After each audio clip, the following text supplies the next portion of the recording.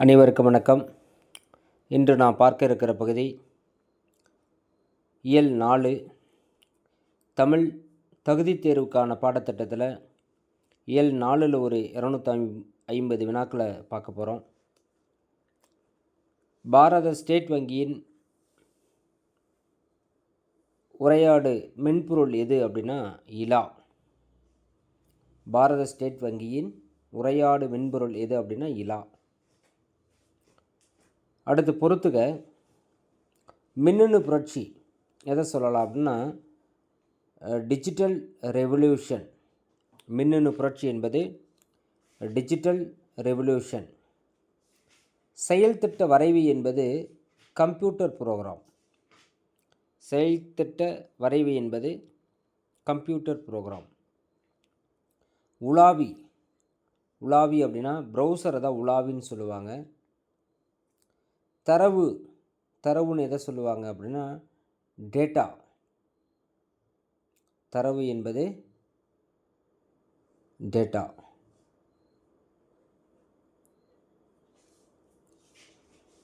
தரவு என்பது டேட்டா. மின்னணு புரட்சி என்பது கம்ப்யூட்டர் ப்ரோக்ராம்.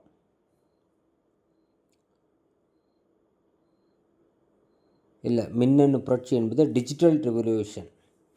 செயல்திட்ட வரைவு என்பது கம்ப்யூட்டர் ப்ரோக்ராம். உலாவினா ப்ரௌசர், தரவுன்னா டேட்டா. இதான் சரியானது. அடுத்தது, பொருந்தாத இணையை கண்டுபிடிக்க. என்னங்க பொருந்தலை? பெப்பர்னா ஜப்பான் சாஃப்ட் வங்கிக்கு பேர் தான் பெப்பர். வாட்சன்னா ஐபிஎம் நிறுவனத்துக்கு பேர் வாட்சன் தான். இலா என்றால் பாரத ஸ்டேட் வங்கியில் பயன்படுத்தக்கூடிய ஒன்று. பெப்பர் தான் அங்கே பொருந்தலை. பெப்பர் என்பது பொருந்தலை. அடுத்து, உயிரினங்களின் மனிதரை உயர்த்தி காட்டக்கூடிய எதை அப்படின்னா சிந்தனை ஆற்றலை. உயிரினங்களில் மனிதரை உயர்த்தி காட்டுவது அவர்களுடைய சிந்தனை ஆற்றலை.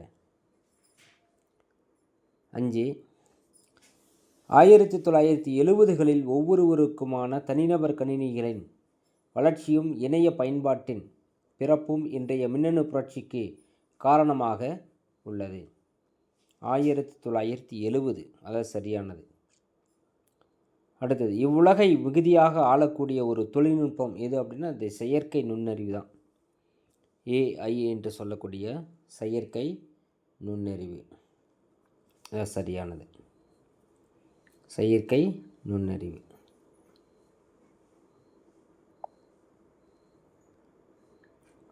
அடுத்து, இயல்பான மொழிநடையை உருவாக்குதல் என்பது மென்பொருளின் டேஸ் பெயர். இயல்பான மொழிநடையை உருவாக்குதல் என்னும் மென்பொருளின் பெயர் வேர்டு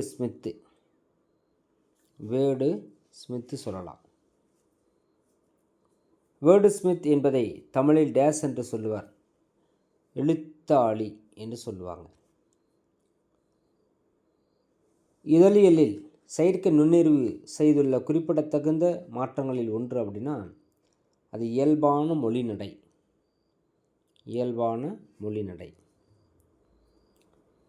அடுத்தது, 2016 நோயாளி ஒருவரின் புற்றுநோயை கண்டுபிடித்த ஐபிஎம் நிறுவனத்தின் கணினி பெயர் வாட்சன்.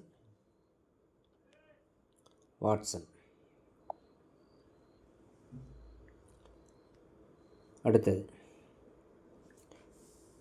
செயற்கை நுண்ணறிவு கணினியான வாட்சன் சில நிமிடங்களில் டேஸ் தரவுகளை அலசி நோயாளி ஒருவரின் புற்றுநோயை கண்டுபிடித்தது. 2 கோடி. செயற்கை நுண்ணறிவு கணினியான வாட்சன் சில நிமிடங்களில் 2 கோடி தரவுகளை அலசி நோயாளி ஒருவரின் புற்றுநோயை கண்டுபிடித்தது. அதுக்கு விடை 2 கோடி தரவுகளை தேர்ந்தெடுத்ததான் பாருங்கள்.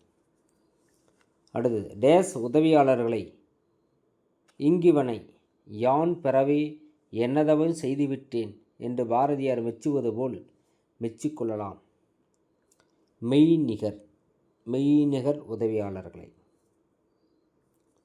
அடுத்தது, இவ்வுலகை இதுவரை டேஸ் ஆண்டு கொண்டிருந்தது இனிமேல் ஆளப்போகிறது. யார்? மென்பொருள் செயற்கை நுண்ணறிவு தான். இதுவரை மென்பொருள் ஆட்சி செய்து கொண்டிருந்தது, இனிமேல் செயற்கை நுண்ணறிவு ஏஐ, ஆர்டிஃபிஷியல் இன்டெலிஜென்ட் என்ன சொல்லக்கூடிய ஏஐ தான் இனிமேல் ஆளப்போகுதான். செயற்கை நுண்ணறிவின் மிகுதியான வளர்ச்சியால் டேஸ் தேவை கூடியுள்ளது. தரவு அறிவியலாளர்களின் தேவை கூடியுள்ளதாம். தரவு அறிவியலாளர்களின் தேவை கூடியுள்ளதாம். அடுத்து, ஜப்பானில் சாஃப்ட் வங்கி உருவாக்கிய இயந்திர மனிதன் யார்? பெப்பர். ஜப்பானில் சாஃப்ட் வங்கி உருவாக்கிய இயந்திர மனிதன் யாருன்னு பெப்பர். அடுத்து, உலகளவில் அதிகமான விற்பனை செய்யப்படக்கூடிய ரோபோ எதுன்னா அதுவும் பெப்பர் தான். பெப்பர். அடுத்தது, பெப்பர் ரோபோக்களின் 3 வகையினுள் பொருந்தாதது என்ன?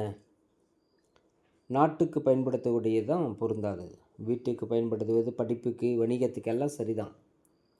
பொருந்தாமல் இருக்கிறது எது அப்படின்னாக்க இந்த நாட்டுக்கு பயன்படுவது தான். நெடில் ஈ தான் பொருந்தலை. அடுத்து, இந்தியாவின் பெரிய வங்கி எது? இந்தியாவினுடைய பெரிய வங்கி எது? அது பார்த்திங்கன்னா நம்ம பாரத ஸ்டேட் வங்கி தான். பாரத ஸ்டேட் வங்கி இந்தியாவின் மிகப்பெரிய ஒரு வங்கி அப்படின்னா அது பாரத ஸ்டேட் வங்கி. இலா என்ற உரையாடு மென்பொருளை உருவாக்கியது. இந்த இலா என்ற உரையாடு மென்பொருளை உருவாக்கியது பாரத ஸ்டேட் வங்கி தான். இதழியலில் இயல்பான மொழிநடையை உருவாக்கும் மென்பொருள் எது அப்படின்னா வேர்டு ஸ்மித், எழுத்தாளி என்று அழைக்கக்கூடிய வேர்டு ஸ்மித். அடுத்தது, தகவல்களை கொடுத்தால் அழகான சிறிய சில கட்டுரைகளை உருவாக்கும் மென்பொருள் எது? தகவல்களை கொடுத்தா போதும், அழகான சில கட்டுரைகளை உருவாக்கக்கூடிய மென்பொருள் அப்படின்னா அது வேர்ட் ஸ்மித், எழுத்தாளி தான். 2016 ஐபிஎம் நிறுவனத்தின் நுண்ணறிவு கணினி அப்படின்னா அது வாட்சன். 2016 ஐபிஎம் நிறுவனத்தின் நுண்ணறிவு கணினி அப்படின்னா அது வாட்சன். 50க்கும் மேற்பட்ட மருத்துவமனைகளில் இயந்திர மனிதர்களை பணியமர்த்துள்ள நாடு எது அப்படின்னா சீனா தான். 50க்கும் மேற்பட்ட மருத்துவமனைகளில் இயந்திர மனிதர்களை பணியமர்த்தியுள்ள நாடு எதுன்னா அது சீனா. அடுத்து, செயற்கை நுண்ணறிவு என்பது என்ன? செயற்கை நுண்ணறிவு என்பது ஒரு மென்பொருள். அது ஒரு மென்பொருள். அடுத்தது, இங்கிவனை யான் பிறவை என்னதவம் செய்துவிட்டேன் என்று பாடியவர் யார்? பாரதியார் தான். வேறு யார்? இங்கிவனை என்னதவன் செய்துவிட்டேன், பாரதியார். இலா மென்பொருள் ஒரு வினாடிக்கு உரையாடும் வாடிக்கையாளர்களுடைய எண்ணிக்கை. ஒரு நிமிடத்தில் 10,000 வாடிக்கையாளரிடம் உரையாடுமா இலா. அடுத்து, சாஃப்ட் வங்கி உருவாக்கிய நாடு ஜப்பான். சாஃப்ட் வங்கி உருவாக்கிய நாடு எதுன்னா ஜப்பான். பெப்பர் என்பதன் பொருள் என்ன? இயந்திர மனிதன். பெப்பர்னு எதை சொல்கிறாங்கன்னா இயந்திர மனிதனை தான் சொல்கிறாங்க. ஜப்பானில் வரவேற்பாளராகவும் பணியாளராகவும் உள்ள இயந்திர மனிதன் யாருன்னா அவரும் பெப்பர் தான். பெப்பர். அடுத்தது, ஜப்பானில் வீடுகளிலும் வணிக நிறுவனங்களிலும் உணவு விடுதிகளிலும் பயன்பாட்டில் உள்ள இயந்திர மனிதன்னா பெப்பர் தான். பெப்பர். காண்டன் நகரம் அமைந்துள்ள இடம் எது? காண்டன் நகரம் அமைந்துள்ள இடம் சீனா. சீனா நாட்டில் ஸ்வான்ஷோ துறைமுக நகரில் உள்ள கோவில் எது? அங்கே வந்து ஒரு சிவன் கோயில் இருக்குது. பண்டைய தமிழர்கள் அடிக்கடி வணிகத்திற்காக சென்று வந்த சீன நகரம் சூவன்ஷோ. சீன பேரரசர் குப்லாய் கான்.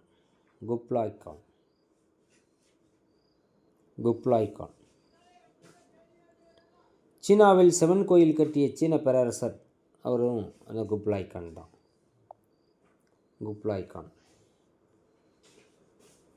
இது பொறுத்துக்க. பெப்பருங்கிறது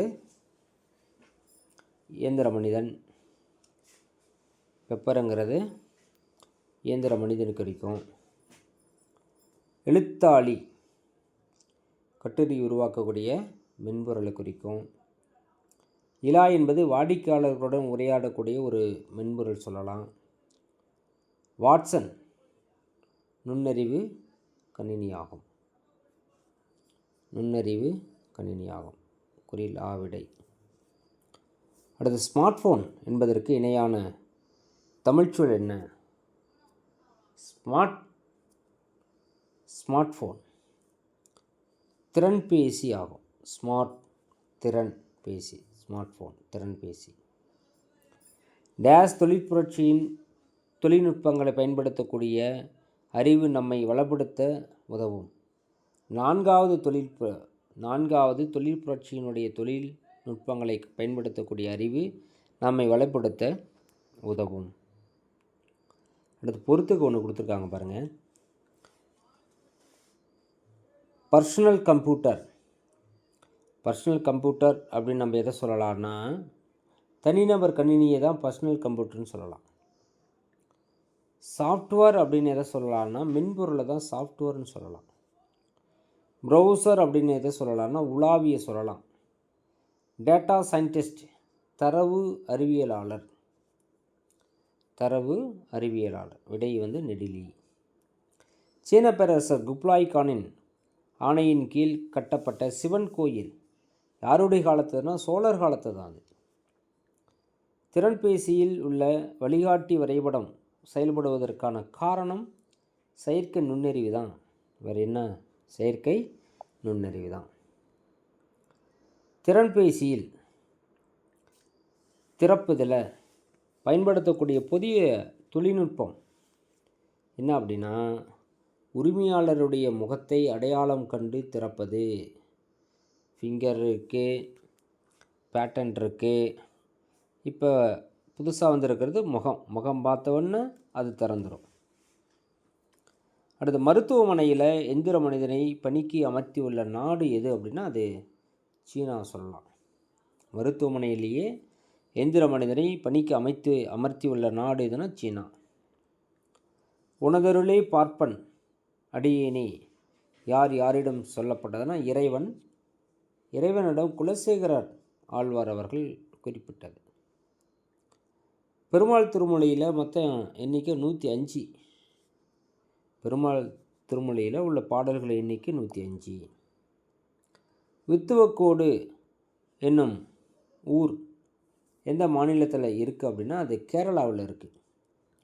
வித்துவக்கோடு கேரளாவில் பாலக்காட்டில் இருக்குது. வித்துவக்கோடு. குலசேகர ஆழ்வார் பெருமானை டேஸ் உருவகித்து பாடுகிறார். அன்னையாக உருவகித்து தான் பாடுறார். வாளால் அறுத்து சுடினும் மருத்துவன்பால் மாளாத காதல் நோயாளன் போல் மாயத்தால் இவ்வடியில் இடம்பெறக்கூடிய நயம். இரண்டாம் எழுத்து ஒன்றி வர பாடுவது எதுகையாகும். முதல் மோனை 2 எதுகை. பெருமாள் திருமொழியில் 4000 திவ்ய பிரபந்தத்தில் டேஸ் திருமொழியாக இடம்பெற்றிருக்கிறது. 5ஆம் திருமொழியாக இடம்பெற்றிருக்கிறது. 4000 திவ்ய பிரபந்தத்தில் பெருமாள் திருமொழி என்பது 5வது திருமொழியாக இடம்பெற்றிருக்கிறது. குலசேகர ஆழ்வார் காலம் எந்த காலகட்டம்? 8 தான் நூற்றாண்டு. குலசேகர ஆழ்வார் காலம் 8ஆம் நூற்றாண்டு. பெருமாள் திருமொழியை பாடியவர் யாருன்னா, நம்ம குலசேகர ஆழ்வார் தான். வாளால் அறுத்து என்னும் பாடல் இடம்பெற்ற பாசுரம் 691. காதல் நோயாளன் போன்றோர் குலசேகர ஆழ்வார் தான், வேறு யார்? மருத்துவன் போன்றவன் யாருன்னு வித்துவக்கோட்டையினுடைய இறைவன். மருத்துவரிடம் எப்படி நம்ம உடலை ஒப்படைத்து நல்லதுக்காக செய்கிறாங்கன்னு நம்பிக்கிட்டு இருக்கிறோமோ, அந்த மாதிரி இறைவனும் நமக்கு கொடுக்கக்கூடிய கஷ்டங்கள் எல்லாம் நல்லதுக்கு தான் அப்படின்னு நம்ம நினச்சிட்ருக்கணுமா. அப்படி இருக்கிறது தான் சரி அப்படின்னு சொல்கிறார். மருத்துவரிடம் நம்ம உடலை அறுவை சிகிச்சைகள்லாம் செய்கிறாங்க, அறுக்கிறாங்க, நல்லதுக்காகத்தான் இருக்கிறாங்க அப்படின்னு நம்ம எப்படி நம்பி கொடுக்குறோம், அந்த மாதிரி இறைவன் நமக்காக கொடுக்கக்கூடிய அத்தனை கஷ்டங்களும் நல்லதுக்கு தான் அப்படின்னு நினச்சிட்டு நம்ம பொறுத்திருக்கணும் அப்படின்னு சொல்கிறார். அடுத்தது, உணதருளே பார்ப்ப நடிவியகன் என்றார் மருத்துவர். பொருத்தமில்லாததை தெரிவு செய்க. என்னங்க பொருத்தம் இல்லை? 5ஆம் திருமொழி 4000 திவ்ய பிரபந்தம் 1000 இதெல்லாமே 4000 திவ்ய பிரபந்தத்தை பற்றி சொல்லுது. ஆனால் திருப்பாவை தான் அங்கே பொருந்தல். ஆண்டாளுடைய திருப்பாவை. மீளாதுயர் தருபவர் யாருன்னா இறைவன். மீளாதுயர், நிறைய துயரங்களை கொடுப்பார். அதிலிருந்து மீண்டு வரக்கூடியதான் நம்ம வாழ்க்கை. அதை கொடுக்குறவர் இறைவன் தான் கொடுப்பார், வேறு யாரும் கொடுக்க முடியும் அவ்வளோ துயரங்களை. வாளால் அறுத்து சுடினும் மருத்துவன் பால் மாளாத காதல் நோயான் போல் மாயத்தால் இவ்வடி அமைந்த முரண் சொற்கள் என்ன? முரண் என்ன இருக்குது? முரண்னா முதலே சொன்னால் முதல் எழுத்து முரண் இல்லை, முதல் எழுத்து மோனைன்னு சொன்னேன், 2ஆம் எழுத்து எதுகைன்னு சொன்னேன். முரண் அப்படின்னா எதிர்மறையாக வரக்கூடிய பொருள் சொல்லு தான் முரண்னு சொல்லலாம். இங்கே என்னது? மருத்துவன் நோயால், மருத்துவர் இருக்கிறாரு, நோயாளி இருக்கிறாங்க. அப்போ இதுதான் முரணாக இருக்குது, எதிர்மறையாக இருக்கிறது, ஆப்போசிட்டில் இருக்கிறது தான் முரண். அடுத்து, வாளால் அறுத்து சுடுபவர் யாருன்னா மருத்துவர் தான், வேறு யார்? மருத்துவர் தான். அடுத்து, வாளால் அறுத்து சுடினும் மருத்துவன்பால் மாளாத காதல் நோயால் போல் மாளாத இப்படி அமைந்துள்ள எதுகை சொல். எதுகைனா நம்ம 2ஆம் எழுத்து அப்படின்னு நம்ம முதலியே சொல்லியிருந்தோம். இதில் பாருங்கள், வாளால் மாளாத லா லா லா லா அதுதான் 2ஆம் எழுத்து, அதான் எதுகை. அது சரியான சொற்கள் என்னங்க சரியாக இருக்குது? சங்க இலக்கியத்தில் அறிவியல் கருத்துக்கள் நிறைந்திருக்குது. சரிதான், சங்க இலக்கியத்தில் அறிவியல் கருத்துக்கள் நிறைய இருக்குது. அடுத்தது, குலசேகர ஆழ்வார் புலமை பெற்றிருந்த மொழி எது? அவர் வடமொழியில் புலமை பெற்றிருந்தார். குலசேகர ஆழ்வார் அவர்கள் புலமை பெற்றிருந்த மொழி எது அப்படின்னா வடமொழி. அடுத்தது, குலசேகர ஆழ்வார் மகள் யார்? குலசேகர ஆழ்வாருடைய மகள் சேர குலவள்ளி. அடுத்து, குலசேகர ஆழ்வார் எழுதிய நூல்கள் என்ன? பெருமாள் திருமொழி, முகுந்தமாலை சொல்லலாம். பெருமாள் திருமொழி, முகுந்தமாலை சொல்லலாம். அடுத்து, நமக்கு கிடைக்கப்பட்டுள்ள பரிபாடல் நூல்கள் எண்ணிக்கை மொத்தம் 24. வாளால் அறுத்து சுடினும் மருத்துவன்பால் மாளாத காதல் நோயாளன் போல் மாயத்தால் இப்பாடல் இடம்பெறக்கூடிய மருத்துவன் நோயாளன் முறையே. மருத்துவன்னா இறைவன், மருத்துவன் இறைவன், நோயாளன் குலசேகர ஆழ்வார். மாளாத காதல் நோயாளன் போல் மாயத்தால் என்ற அடியில் மாயம் என்பது பொருள் என்ன? மாயம்னா ஒரு விளையாட்டு தான், மாயையான ஒரு விளையாட்டு விளையாடுறான் நம்மகிட்ட இறைவன். அது அறுத்து இலக்கண குறிப்பு என்ன? வினை எச்சம். அறுத்து என்பது வினை எச்சம். அடுத்து, மீளா துயர் இலக்கண குறிப்பு என்ன? மீளா லா, இப்போ ஈறுகட்டு இருமறை பெயரச்சம். அடுத்து, பரிபாடலில் அடியில் விசும்பும் இசையும் என்னும் தொடர் எதனை குறிக்கிறதுன்னா வானத்தையும் பேர் ஒளியையும் குறிக்கிறது. அது பொறுத்துக தன் பெயல். தன் பெயல் அப்படின்னா குளிர்ந்த மலை அப்படின்னு அர்த்தம். ஆர்த்தருவு அப்படின்னா வெள்ளத்தில் மூழ்கி கிடந்த. பீடு அப்படின்னா சிறப்பு அப்படின்னு அர்த்தம். ஈண்டி அப்படின்னா செறிந்து திரண்டு அப்படின்னு அர்த்தம்.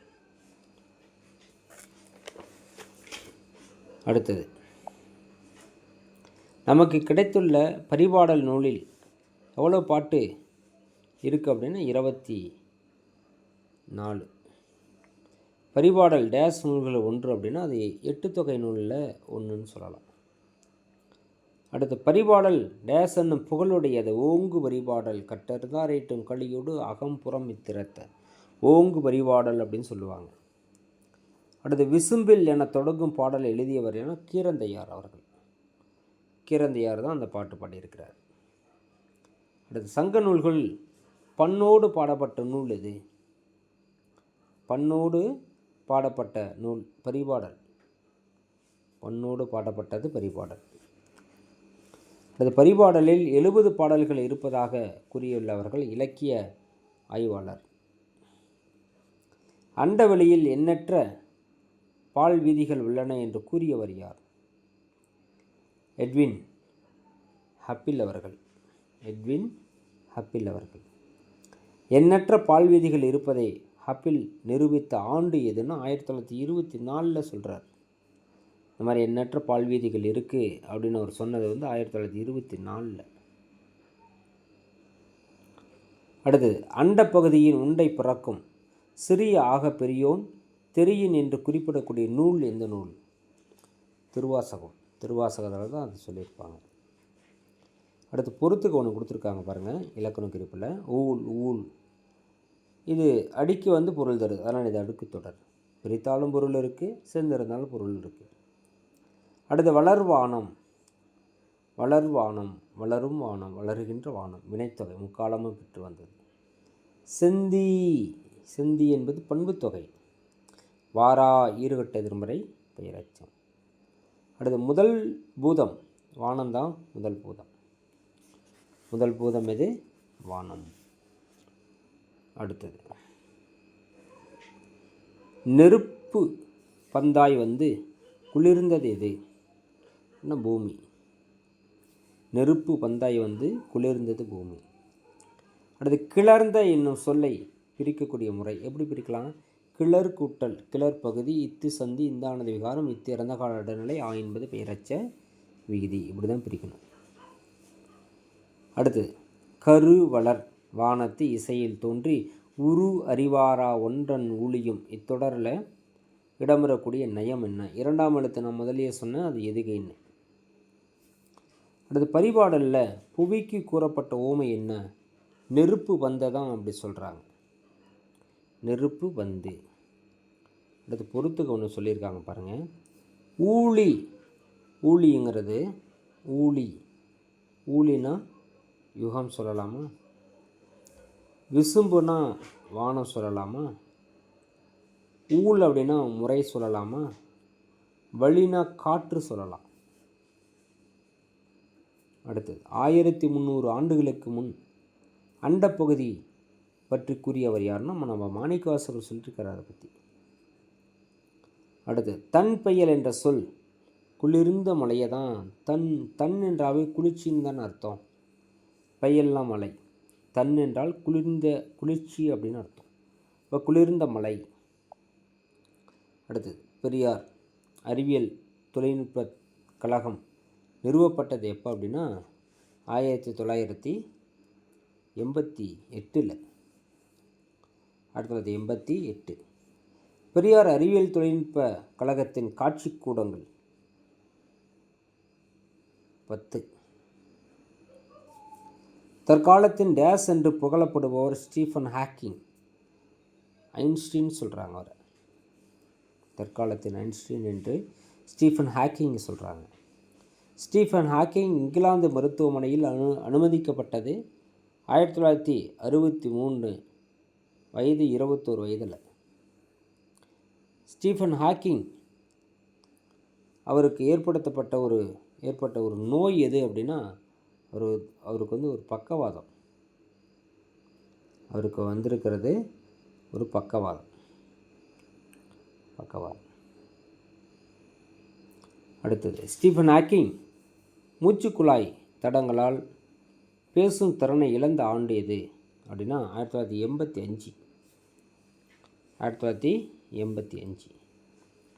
அடுத்த பக்கவாதம் என்னும் நரம்பு நோய் பாதிப்புக்குடன் ஸ்டீஃபன் ஹாக்கிங் மேலும் இயங்கிய ஆண்டுகள் கிட்டத்தட்ட 53 ஆண்டுகள் இயங்கியிருக்கிறார்.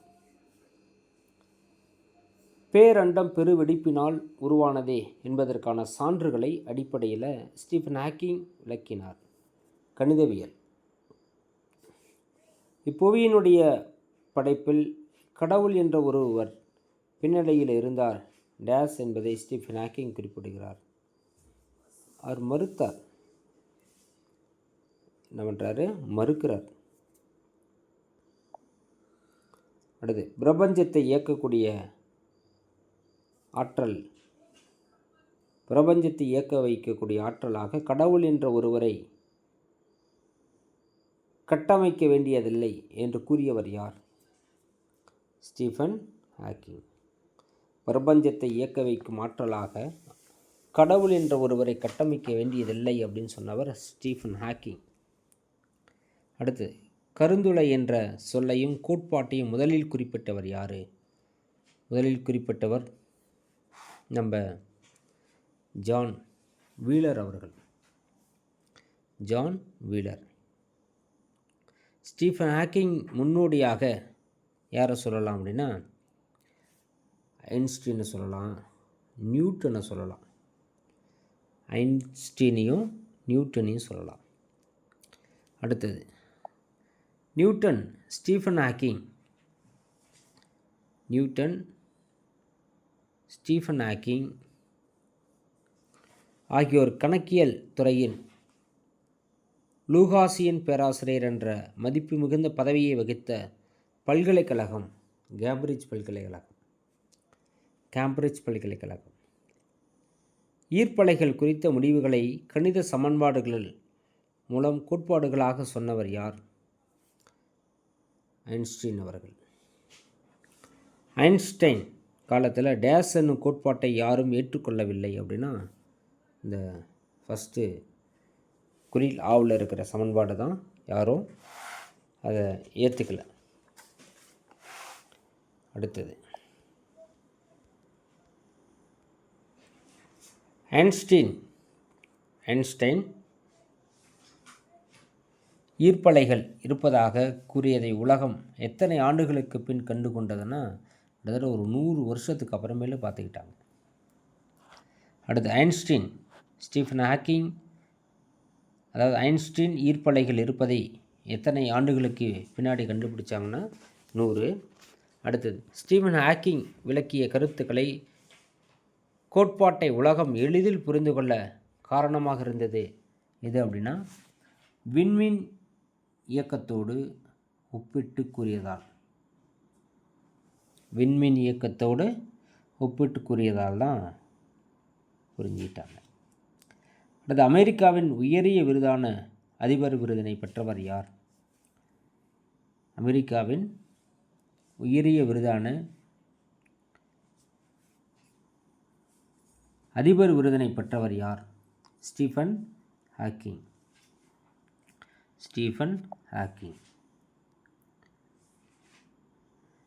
ஸ்டீஃபன் ஹாக்கிங் பெற்றுள்ள விருதினை கண்டறிக அப்படின்னு கொடுத்துருக்காங்க. என்னென்ன விருதுகளை அவர் வாங்கியிருக்கார் அப்படின்னா ஆல்பர்ட் ஐன்ஸ்டீன் விருது, உல்ஃப் விருது, காஃப்லி பதக்கம், அடிப்படை என்பியல் பரிசு. 4ம் சரிதான். அடுத்தது கலிலியோவின் நினைவு நாளில் பிறந்து ஐன்ஸ்டைனின் பிறந்த நாளில் இறந்தவர் யார்?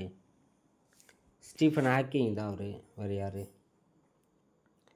அடுத்தது ஸ்டீஃபன் ஹாக்கிங் எழுதிய நூல்களுள் காலத்தின் சுருக்கமான வரலாறு என எந்த மொழிகளில் மொழிபெயர்க்கப்பட்டது? எத்தனை மொழிகளில் என்ற நூல், அதாவது ஸ்டீஃபன் ஹாக்கிங் எழுதிய நூல்களில் காலத்தின் சுருக்கமான வரலாறு என்ற நூல் மொழிகளில் மொழிபெயர்க்க எத்தனை மொழிகளில்? கிட்டத்தட்ட 40. அடுத்து ஸ்டீஃபன் ஹாக்கிங் எழுதிய காலத்தின் சுருக்கமான வரலாறு எந்த ஆண்டு வெளிவந்ததுன்னா 1988. 1988. பெருவெடிப்பு கருந்துளை ஆகியவை பற்றிய அரிய உண்மைகளை பொதுமக்களிடையே பரப்பி 1,00,00,000 படிகளுக்கு மேல் விற்பனை செய்யப்பட்ட ஒரு நூல் எது அப்படின்னா காலத்தின் சுருக்கமான வரலாறு. காலத்தின் சுருக்கமான வரலாறு. கடும் பகட்டு யானை, நெடுந்தேர் கோதை, திருமாவியல், நகர்கரூர் முன்துறை என்று குறிப்பிடக்கூடிய நூல் எதுனா அது அகநானூறு சொல்லலாம். திருமாவியல் நகர்கரூர் முன்துறை என்பதில் குறிப்பிடக்கூடிய மாவட்டம் கரூர் சொல்லலாம். அடுத்தது, டேஸில் நடைபெற்ற பாரா ஒலிம்பிக் விளையாட்டுப் போட்டிகளின் தொடக்க விழா நாயகர் என்ற சிறப்பை ஸ்டீஃபன் ஹாக்கிங் எப்பொழுது பெறுகிறார்னா 2012. ஸ்டீஃபன் ஹாக்கிங் பங்கேற்ற தொலைக்காட்சி தொடர்கள் அடுத்த தலைமுறை, பெருவெடிப்பு கோட்பாடு. அது ஸ்டீஃபன் ஹாக்கிங் சூடான காற்று நிரம்பிய பலூனில் வானில் பறந்து தனது 60வது பிறந்த நாளை கொண்டாடினார். அடுத்து, ஸ்டீஃபன் ஹாக்கிங் டேஸ் என்ற விமானத்தில் பூஜ்ஜிய ஈர்ப்பு விசை பயணத்தை மேற்கொண்டு எடையற்ற தன்மையை உணர்ந்தார். போயிங் 727 அறிவுத்தேடலில் உடல் உள்ள தடைகளை தகர்த்த மாமேதை யாரு? அறிவுத்தேடலில் தன்னுடைய உடல் உள்ள தடைகளை தகர்த்த மேதை ஸ்டீஃபன் ஹாக்கிங் சொல்லலாம். அடுத்து, தலைவிதி தான் வாழ்க்கையை தீர்மானிக்கிறது என நம்புபவர்களை பார்த்தால் எனக்கு சிரிப்பு தான் வருகிறது. விதிதான் தீர்மானிக்கிறது என்றால் சாலையை கடக்கும்போது ஏன் இருபுறமும் பார்த்து கடக்கிறார்கள் என்று கூறியவர் யார்? அவரும் அந்த ஸ்டீஃபன் ஹாக்கிங் தான். அறிவை விட மிகவும் முக்கியமானது கற்பனைத்திறன் என்று கூறியவர் யார்? அறிவை விட மிக முக்கியமானது கற்பனைத்திறன் என்று கூறியவர் ஐன்ஸ்டைன். அடுத்தது, வாழ்க்கை எவ்வளவு கடினமானதாக இருந்தாலும் வெற்றிக்கான வழி அதில் இருக்கவே செய்கிறது. நிச்சயம் என் ஆராய்ச்சியில் நான் வெல்வேன், அதன் மூலம் மனித இனம் தொடர வழிவகுப்பேன் என்று கூறியவர் யார்? Stephen Hawking. பெரியார் அறிவியல் தொழில்நுட்ப வளாகம் எங்கே இருக்குது அப்படின்னா கோட்டூர்புரம், சென்னையில் காணப்படுது. இந்தியாவிலேயே முதலாக 360 பாகை அரைவட்ட வானத்திரை எந்த ஆண்டு எங்கு அமைக்கப்பட்டது அப்படின்னா 2009 பெரியார் அறிவியல் தொழில்நுட்ப வளாகம் சென்னையில். 2009 பெரியார் அறிவியல் தொழில்நுட்ப வளாகம் சென்னை. அடுத்து, கணிப்பொறியுடன் சேர்ந்த சக்கர நாற்காலியில் அமர்ந்திருந்தவர் ஸ்டீஃபன் ஹாக்கிங் அவர்கள்.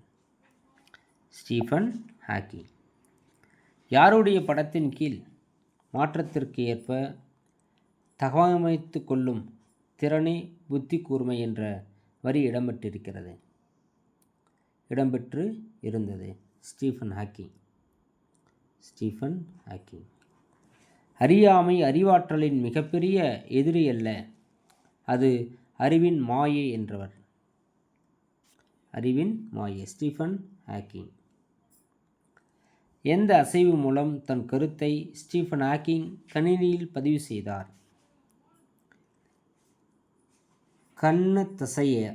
கண்ணத்தசையசைவு.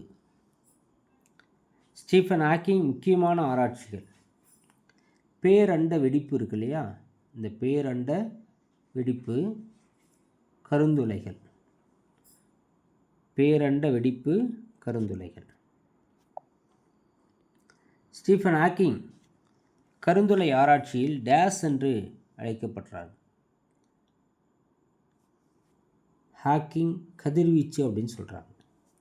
ஸ்டீஃபன் ஹாக்கிங் கருந்துளை ஆராய்ச்சி டேஸ் என்று அழைக்கப்படுகிறதுனா ஹாக்கிங் கதிர்வீச்சு அப்படின்னு. கருந்துளை என்பது படைப்பன் ஆற்றல் என்று நிரூபித்தவர் ஸ்டீஃபன் ஹாக்கிங்.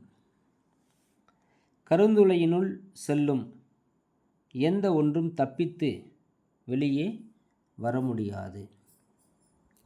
கருந்துளையின் ஈர்ப்பு எல்லையிலிருந்து டேஸ் வெளியாகிறதுனா கதிர்வீச்சு. இறுதியில் கருந்துளை டேஸ் வெடித்து சிதறிவிடுமா. அடுத்து கருந்துளை பற்றிய ஆய்வை ஸ்டீஃபன் ஹாக்கிங் டேஸுடன் ஒப்பிட்டு உலகிற்கு கூறினார். விண்மீன் இயக்கத்தோடு ஒப்பிட்டார். அடுத்து ஸ்டீஃபன் ஹாக்கிங் டேஸ் உலகிற்கு எடுத்து காட்டினார். ஊக்கமும் உழைப்பும் சேர்ந்த ஆளுமை தன்மை இல்லாமல் இருப்பதே குறையாகும். அடுத்து ஸ்டீஃபன் ஹாக்கிங் டேஸில் தன்னம்பிக்கையின் சிகரமாக விளங்கினார். அறிவியல் சமூக உளவியல் அடிப்படை.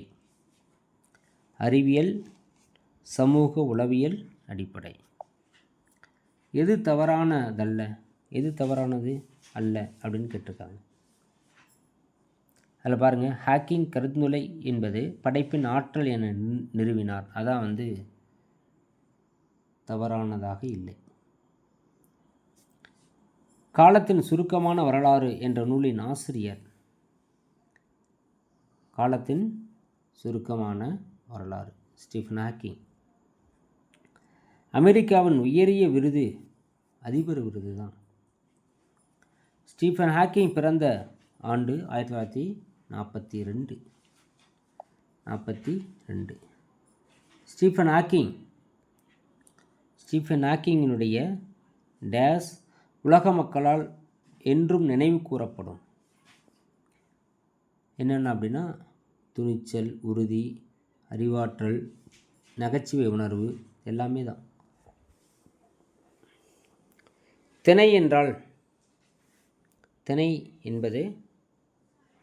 என்றால் ஒழுக்கம் என்று சொல். திணைனாவே ஒழுக்கம்தான். திணை 2, ஒன்று அக்ரிணை, இன்னொன்று உயர்தனை. இருதனை அப்படின்னா 2 கூட்டல் திணைன்னு பிரிக்கலாம்.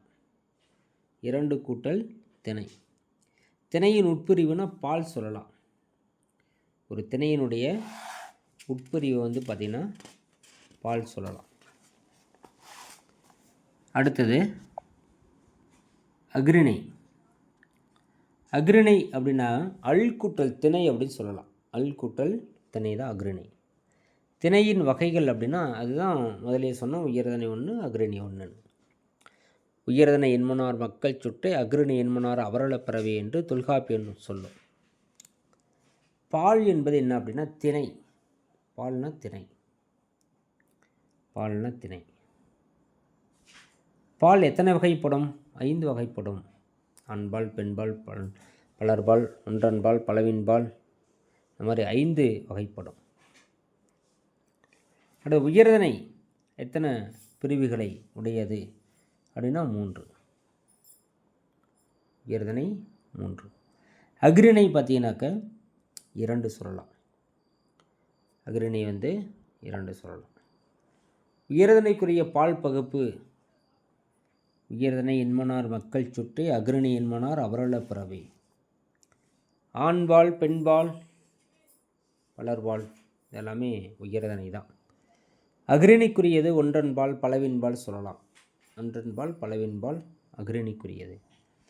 இதை உயர்தனை அப்படின்னா ஆண்பால், பெண்பால், பலர்பால். அக்ரிணைக்குரியது ஒன்றன்பால், பலவின்பால் சொல்லலாம்.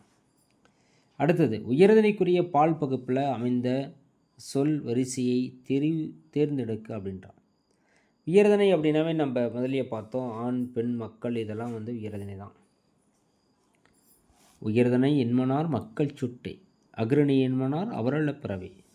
மக்களுக்கு அப்புறமேல் மீதி இருக்கிறது எல்லாமே அக்ரணி. மக்கள் சுட்டு உயர்தனை தான். அடுத்தது அக்ரணிக்குரிய பால் வகுப்பில் அமைந்துள்ள சொல் வரிசை எதுனா அது மான் சொல்லலாம், பறவைகள் சொல்லலாம். மான் சொல்லலாம், பறவைகள் சொல்லலாம். அடுத்து ஆண்பால். ஆண் ஒரு ஆணை குறித்தால் அது ஆண்பால் தான். உதாரணத்துக்கு இங்கே என்னது மருதனை சொல்லலாம், ஆண்பால். அதே பெண்ணை குறித்தால் பெண்பால் தான். இங்கே நான் சீதையை சொல்லலாம். அதே பலர்பால் அப்படின்னா எதை சொல்லலாம்?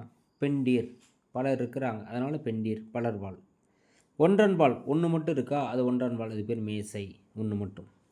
பலவின்பால், பல இருக்கா, அதுக்கு பேர் யானை, யானைகள் பல இருக்குது, அதனால் அது பலவின்பால். அடுத்து ஒரு பொருத்துக்கு ஒன்று கொடுத்துருக்காங்க பாருங்கள். வீரன் ஆணை குறிக்கும், அதனால் அது ஆண்பால். மகள் பெண்ணை குறிக்கும், அது பெண்பால். மலை, மலை என்பது ஒன்றன்பால், ஒரே ஒரு மலையை மட்டும் சொல்லுது. பசுக்கள், பல பசுக்களை சொல்லுது, அது பலவின்பால். இந்த மாதிரி தான் நாட்கள் கேட்பாங்க. அடுத்து உயர்தனைக்குரிய பால்கள். உயர்தனை என்ன அப்படின்னா, உயர்தனை எது சொல்லலாம்? ஆண்பால் உயர்தனை தான், பெண்பால் உயர்தனை தான், பலர்பால் உயர்தனை தான். மீதி இருக்கிறதெல்லாம் அக்ரணியில் வரும். இதை விடை. யானை, புறா, மலை இதெல்லாம் அக்ரிணை சொல்லலாம், ஒன்றன்பால், அக்ரிணியில் ஒன்றன்பால். அடுத்து இளம், தன்மை, முன்னிலை, படற்கை. இடம் என்னாவது? 3 வகைப்படும், தன்மை, முன்னிலை, படற்கை. அடுத்தது பேசுபவன் தன்னையும் தன்னை சார்ந்தவர்களையும் குறிக்கக்கூடியது தன்மை. பேசுபவன் தன்னையும் தன்னை சார்ந்தவர்களையும் சொன்னால் அது தன்மை. அதே போல் முன்னிலையாரை சொல்வது முன்னிலை. பேசுபவன் முன்னிலையை முன்னின்று கேட்பவர்களையும் அதை சார்ந்தவர்களையும் குறிப்பது முன்னிலை. பேசுபவன் தன்னையும் அல்லாமல் முன்னின்று கேட்பவனும் அல்லாமல் அயலாரை சொல்வது அது படற்கை, அது படற்கை. தன்மை பெயர்கள் எதை சொல்லலாம்? நான், யான் இதெல்லாம் தன்மை பெயர்கள். நான், யான்லாம் தன்மை பெயர்கள். அடுத்து முன்னிலை பெயர் எதை சொல்லலாம்னா நீ, நீர் இதெல்லாம் முன்னிலை. படற்கையில் அவன், அவள் இதெல்லாம் படற்கை சொல்லலாம். அடுத்தது தன்மை வினைகள் எது சொல்லலாம்? தன்மை வந்தேன், வந்தோம் இதெல்லாம் தன்மை வினைகள். முன்னிலையில் நடந்தாய், வந்தீர் இதெல்லாம் முன்னிலை. படற்கையில் வந்தான், சென்றார், வந்தான், சென்றாள் இதெல்லாம் படற்கை வினை. இது பொறுத்துக பற்றி பார்த்தோம்னா தன்மை ஒருமை பெயர், தன்மை ஒருமை பெயர். இப்போ நான், யான் இதெல்லாம் தன்மை ஒருமை பெயர். அடுத்து தன்மை பன்மை பெயர், தன்மை பன்மை பெயர். யாம், நாம் இதெல்லாம் தன்மை பன்மை பெயர். அடுத்து முன்னிலை ஒருமை பெயர், முன்னிலையார ஒருமை, நீ, நீர் இதெல்லாம் முன்னிலை. அடுத்தது முன்னிலை பன்மை பெயர், முன்னிலையில் பன்மை, நீ, வீர், நீங்கள் அப்படி சொல்லலாம். அடுத்து படற்கை ஒருமை, படற்கை ஒருமை, அவன், அவள் இதெல்லாம் படற்கை. படற்கையில் பன்மை, அவை இதை விட. அடுத்து பொறுத்துக. பொறுத்துக்களை தன்மை வினைகள் அப்படின்னா தன்மை வினை வந்தேன், வந்தோம் அப்படி சொல்லலாம். முன்னிலை வினைகள் அப்படின்னா நடந்தாய், சென்றீர்கள். படற்கை வினைகள் அப்படின்னு சொன்னோம்னா வந்தான், சென்றான் அப்படி சொல்லலாம். இதை விட.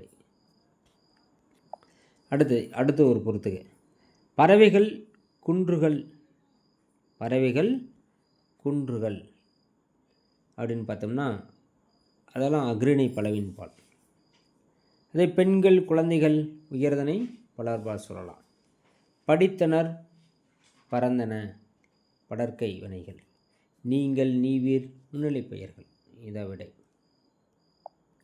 அடுத்து தமிழில் எண்கள், தமிழ் எண்கள் கொடுத்துருக்காங்க. திணை எத்தனை வகைப்படும்? திணை 2 வகைப்படும், 2. பால் எத்தனை வகைப்படும்? பால் 5, பால் 5. தமிழ் எண்ணால் நிரப்புக அப்படின்னு கொடுத்துருக்காங்க. இடம் முதலியே பார்த்தோம், 3. அடுத்து பொறுத்துக்க. தன்மை என்பது நான், முன்னிலை என்பது நீ, படர்க்கை அவன்.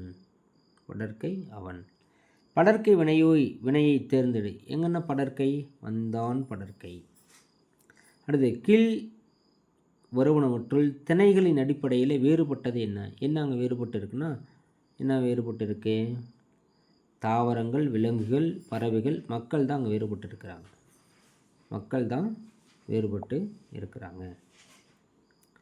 அடுத்தது இலக்கண முறையுடன் பிழையின்றி பேசுவதும் எழுதுவதும் என்ன? இலக்கண முறையுடன் பிழையின்றி பேசினா அது வளா, பிழை இருந்தால் அது பேர் வலு, பிழையோடு இருந்தால் அதுக்கு பேர் வலு, பிழை இல்லாமல் இருந்தால் அதுக்கு பேர் வளா. அடுத்து இலக்கண முறையின்றி பேசுவதும் எழுதுவதும் என்ன? அதான் வலு. வலு எத்தனை வகைப்படும் அப்படின்னா 7. ஓர் உயர்தனை பெயர் அக்ரிணை வினையை கொண்டு முடிந்தால் திணை வலு. திணை வலுவிற்கு எடுத்துக்காட்டுன்னா செலியன் வந்தது, செலியன் வந்தான்னு இருக்கணும், வந்ததுன்னு இருக்கு, அது பிழை. ஒரு ஆண்பால் பெயர் பெண்பால் வினையை கொண்டு முடிந்தால் அது பால் வலு, அதுக்கு பேர் பால் வலு. அடுத்தது பால் வலுவிற்கு எடுத்துக்காட்டு எதை சொல்லலாம்? ஒரு பால் வலுவுக்கு கண்ணன் பாடினாள், இது ஆண்பால், இங்கே வந்திருக்கிறது பெண்பால் விகுதி, கண்ணன் பாடினான் என்று வரணும். அடுத்து ஓர் முன்னிலை பெயர் படர்க்கை வினையை கொண்டு வருவது என்ன? இடவலு. நீ வந்தான், அது இடவலு. காலவலுவிற்கு எடுத்துக்காட்டு. காலவலுவிற்கு நேற்று வருவான், இதான் நேற்று வந்தான்னு வரணும், வருவான், இது காலவலு. இந்த மாதிரி தான் வினாக்கள் கேட்பாங்க. அடுத்தது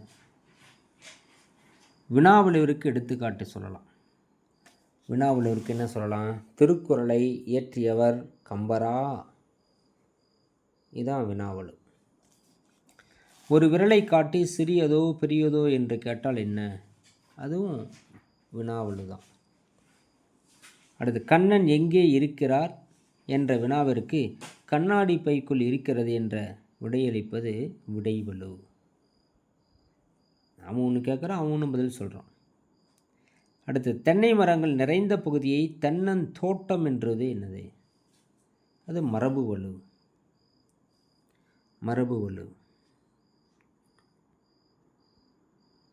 அடுத்தது இன்று வருவான்,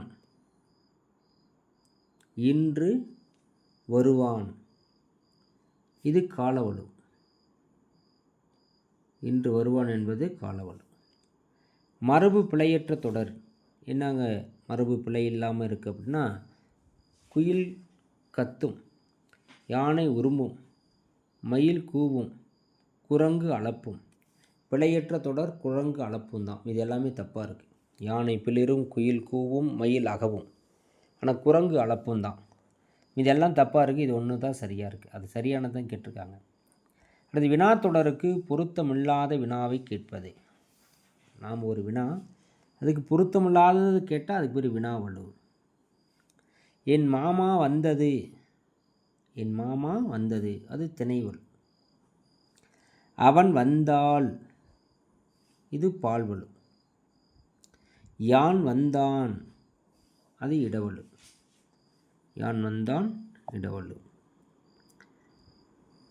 நாளை வந்தான், நாளை, இது காலவலு. நாளை வந்தான். மதுரைக்கு வழியாது என்பதற்கு நாளை வருவேன் என்பது விடைவலு. யானை மெய்ப்பானை இடையன் என்றது மரபு வலு. தம்பி நேற்று வந்தாள், இது பால்வலு. நீ வருவாய், நீ வந்தார்கள் என்பது தான் வரணும். அடுத்தது அவன் பேசினாய், இந்த வலுவை நீக்கிக. அவன் பேசினான் என்பது தான் வரணும். அது சரி. அவன் பேசினான். மாணவர்கள் தேர்வு எழுதினான், இதில் பிழை. தேர்வு எழுதினான், எழுதினான் எழுதினான் என்பது தான் பிழை. எழுதினார்கள் என்பது சரி, ஆனால் பிழையை எழுதினான், பிழை தானே கேட்டிருக்காங்க. முருகன் நாளை வருவான், கால வலுவாக்கு. கால வலுவா எப்படி சொல்லலாம்? முருகன் நாளை வந்தான், கால வலுவாக வந்துவிட்டது. அடுத்து திணைவலு. திணைவலுவில் என் அத்தை வந்தது, இது திணைவலு. அடுத்தது தென்னை மரங்கள் அடர்ந்துள்ள பகுதி. தென்னை மரங்கள் அடர்ந்துள்ள பகுதி தென்னந்தோப்பு தான். அடுத்து குயில் என்ன பண்ணும்? குயில் கூவும், சரிதான். மயில் என்ன பண்ணும்? மயில் அகவும். கிளி என்ன பண்ணும்? பேசும். காகம் என்ன பண்ணும்? கரையும். குயில் கூவுந்தான், சரிதான், ஒன்றுக்கு நேராக இருக்குது. மயில் அகவுள்ள, கிளி பேசும், காகும் கரையும், இப்படி தான் வரணும். இலக்கண பிழைகள் இல்லாத இருப்பன அவை என்ன? அதுக்கு பேர் வளாநிலை. பிழை இல்லாமல் இருந்தால் வளாநிலை. முதலே சொன்னேன் இல்லையா?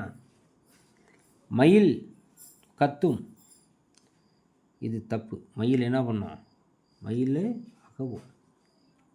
அடுத்து முருகன் பாடினான், முருகன் பாடினான், திணை வளாநிலை. இரு விரல்களை காட்டி எது சிறியது எது பெரியது என கேட்குறது வினா வளாநிலை. தென்னை மரங்கள் உள்ள பகுதியை தென்னந்தோப்பு, விடை வளாநிலை, விடை வளாநிலை. அடுத்தது வலு. வலு எத்தனை வகைப்படும்? வலு 7. திணை வளாநிலை, திணை வளாநிலை.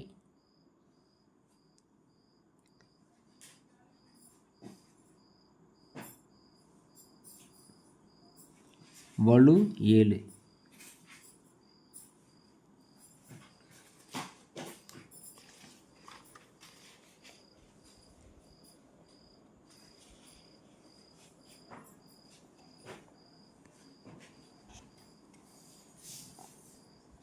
வலு 7. வளாநிலை, வளாநிலையும் 7 தான். திணை வளாநிலை, திணை வளாநிலை. மாடு வந்தார். பொறுத்து கேட்டிருக்காங்க. செலியன் வந்தான், செலியன் வந்தான், திணை வளாநிலை. கண்ணகி உண்டாள், பால் வளாநிலை. நீ வந்தாய், இட வளாநிலை. நேற்று வந்தான், கால வளாநிலை. அடுத்தது குழந்தை அழுகிறான், பார். வலுவை வளாநிலையாக மாற்றுக. எப்படி மாற்றலாம்? குழந்தை அழுகிறது, பார். அடுத்து இலக்கண முறைப்படி பிழையுடையது எனினும் இலக்கண ஆசிரியர்களால் ஏதேனும் ஒரு காரணம் கருதி பிழையென்று என ஏற்றுக்கொள்ளப்படுவது என்ன? அதான் வலுவமைதி. பிழையாக இருந்தாலும் ஏற்றுக்கிறோம் இல்லையா?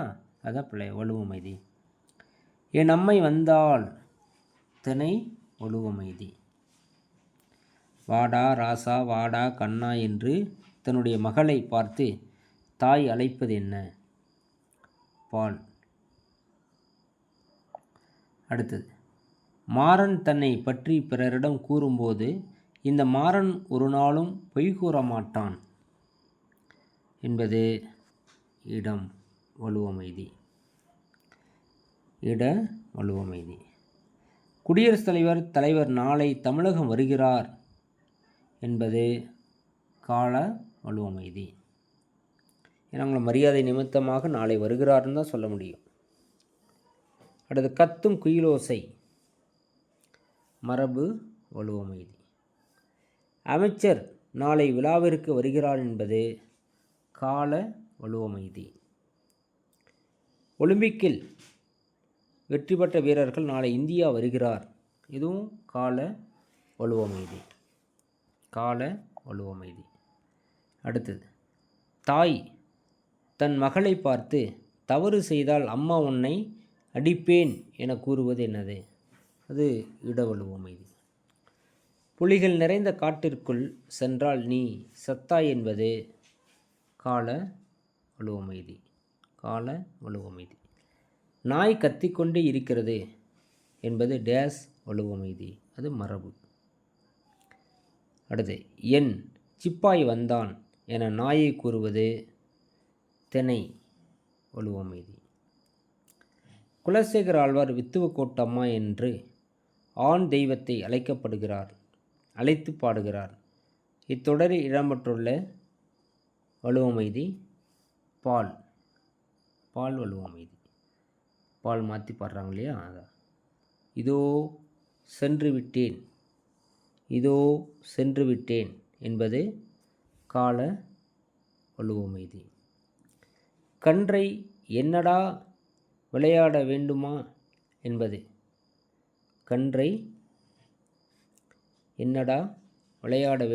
என்பது திணை வலுவமைதி. நூலின் பயன் படித்தலெனின் கல்வியின் பயன் என்ன? கற்றல். விதைக்கு தேவை எரு எனில் கதைக்கு தேவை என்ன? கதைக்கு தேவை கருதான். கல் சிலை ஆகுமனின் நெல் சோறு ஆகும். கல் சிலையாக மாறிச்சுன்னா நெல் சோறாக தானே மாறும். குரலிலிருந்து பேச்சு எனில் விரலிலிருந்து எழுத்து வரும். மீன் இருப்பது நீரில், தேன் இருப்பது பூவில் தான். பொறுத்துக்கு ஒன்று கொடுத்துருக்காங்க பாருங்கள். மீளா துயர், மீளும் துயர் எதிர்மறையாக தான் சொல்லியிருக்காங்க. கொடுத்து சிவந்த, வாங்கி சிவந்த. அருகில் அமர்க, தொலைவில் அமர்க. பார்த்த படம், பார்க்காத படம். எழுதா கவிதை, எழுதிய கவிதை. அதாவது எதிர்மறையை பொறுத்துக கொடுத்துருக்காங்க, ஆனால் எதிர்மறையாக கொடுத்துருக்குறாங்க. அப்படி எதிர்மறையில் வர மாதிரி பொறுத்துக இருக்குது. அடுத்தது பொறுத்துக, பொருளறிந்து பொறுத்துக. அவிர்தல் என்பது உளிர்தல். அழல் அப்படின்னா நெருப்பு. உவாய் என்பது பருவகாலம். கங்குல் என்பது இரவு. கனலினா வெப்பத்தின் அளவு. அடுத்தது நானோ டெக்னாலஜின்னா நுண் தொழில்நுட்பம் சொல்லலாம். அடுத்த பயோடெக்னாலஜி அப்படின்னா உயிரி தொழில்நுட்பம் சொல்லலாம். அல்ட்ராவைட் ரேஸ் அப்படின்னா புற ஊதா கதிர்களை சொல்லலாம். காஸ்மிக் ரேஸ் அப்படின்னா விண்வெளி கதிர்களை சொல்லலாம். இன்ஃப்ராய்டு ரேஸ் அப்படின்னா அகச்சிவப்பு கதிர்களை சொல்லலாம்.